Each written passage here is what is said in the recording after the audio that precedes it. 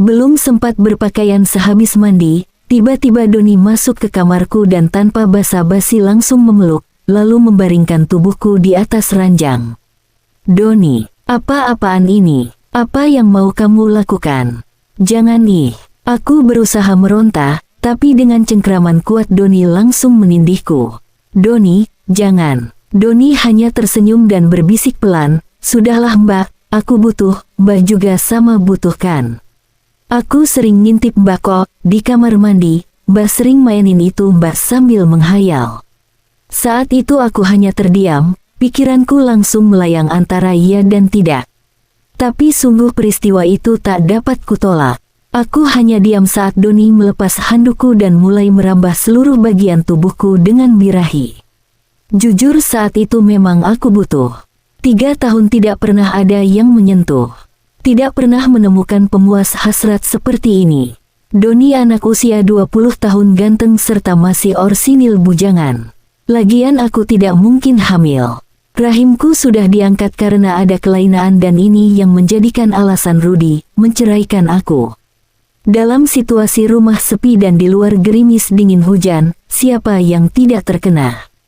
Sungguh, yang ada dalam benakku hanya pura-pura pasrah dan menikmati sepenuhnya permainan anak ingusan ini. Ronde demi ronde terus berulang dan memang kekuatan Doni sungguh memuaskan. Singkat cerita aku bekerja sebagai asisten rumah tangga di keluarga Bapak Hartono, yang jarang ada di rumah karena kesibukan bisnisnya. Istri Pak Hartono, Ibu Lili, juga sama. Beliau berangkat pagi pulang terkadang malam. Di siang hari yang ada cuma aku, Doni anak lelaki Pak Hartono dan Fitri adik perempuannya kelas 1 SMA. Fitri pun pulangnya selalu sore. Nah disinilah yang menjadi permasalahan, Doni dan aku sering dalam keadaan berdua, di rumah yang sepi, dan anak itu lagi puncak-puncaknya puber. Setelah kejadian itu, hidupku berubah drastis. Rasa bersalah menghantuiku. Aku tahu ini salah, sangat salah. Doni adalah anak majikanku, dan aku seharusnya tidak melakukan ini. Tapi di sisi lain, ada rasa puas yang aneh, rasa yang sudah lama hilang sejak perceraianku. Setiap hari menjadi siksaan. Aku berusaha menjauhi Doni, tapi dia selalu mencari cara untuk mendekat. Tatapannya membuatku tidak nyaman, sekaligus membuatku merindukan sentuhannya. Aku takut jika perbuatan kami terbongkar, aku akan kehilangan pekerjaan, dan Doni, entah apa yang akan terjadi padanya. Aku mulai sering melamun, pekerjaanku terbengkalai.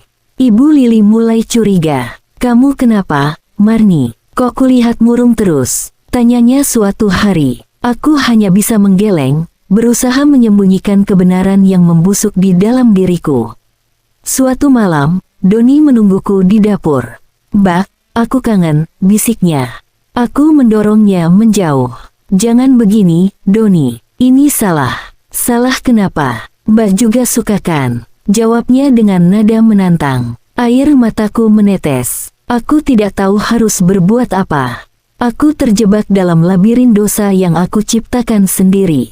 Tapi sungguh aku gak bisa menolak ajakan Doni, entah sudah yang keberapa kali hasratku terpuaskan olehnya.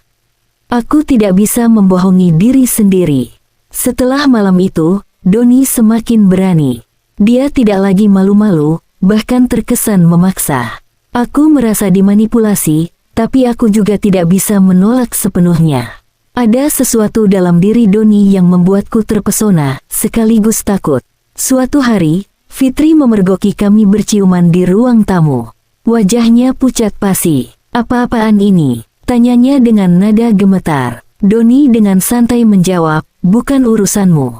Fitri berlari ke kamarnya, membanting pintu dengan keras. Aku panik. Jika Fitri memberitahu orang tuanya, tamatlah riwayatku. Doni justru tersenyum sinis. "Biarin aja. Justru bagus kalau ketahuan. Biar Mbak Marni jadi milikku sepenuhnya." Aku menatap Doni dengan ngeri. Aku tidak menyangka dia bisa sekejam ini. Aku sadar, aku telah bermain api dengan orang yang salah. Setelah kejadian itu, aku merasa jijik pada diriku sendiri. Aku tahu ini tidak benar, dan aku harus menghentikannya.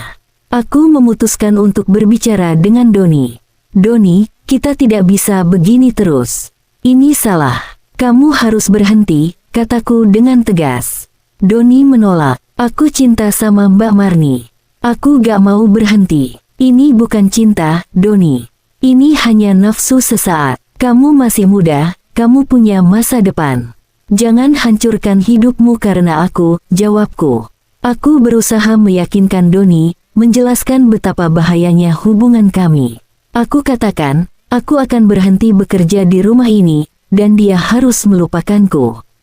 Awalnya Doni marah dan tidak terima. Tapi setelah beberapa hari, dia mulai melunak. Dia melihat ketulusan dalam mataku, dan dia akhirnya mengerti.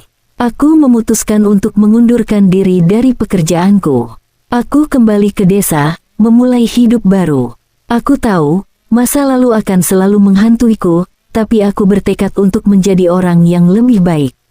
Aku ingin menebus kesalahanku, dan aku berharap Doni juga bisa menemukan jalan yang benar dalam hidupnya.